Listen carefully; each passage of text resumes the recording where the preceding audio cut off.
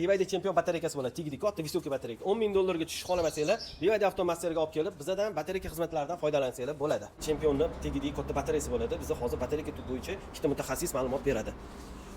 Keyin bundoq keyin o'zing ham Muzaffar va G'ulom.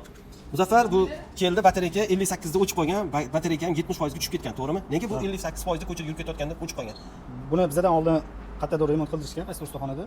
Ikkita yacheyani BMSdan uzib qo'yishgan. Qaytib joyiga vassalam qilinmagan. Shuni hisobiga yana disbalans yuzaga kelgan, batareykani yo'nqisida ham 70% dan pastga tushib ketgan. Egalari hozir bizga olib keldilar. Buni o'zini zavodskoyda qilib vassalavit qildi, BMSlarni remontini qildik. Endi hozir disbalansini to'g'irlash jarayoni turibdi. Xo'p. Endi bu ikkita yacheyka uzilgan hisobiga ulashmagan, batareyka to'liq to'yinmasdan zaryadga 100% olgan, lekin 100% to'lmagan, to'g'rimi? BMS chunki noto'g'ri ma'lumot beradi. 100% to'lgan deb aytaveradi, lekin 100% to'lmaganning hisobiga bu disbalans ikkita yacheyka pasayib ketaveradi.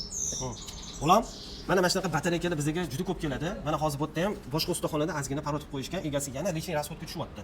Bunaqa rasxodga tushirib egasini mana shunaqa olib kelayotgan mashina bizga nechta mashina keldi? Bu uchinchisi bo'ladi.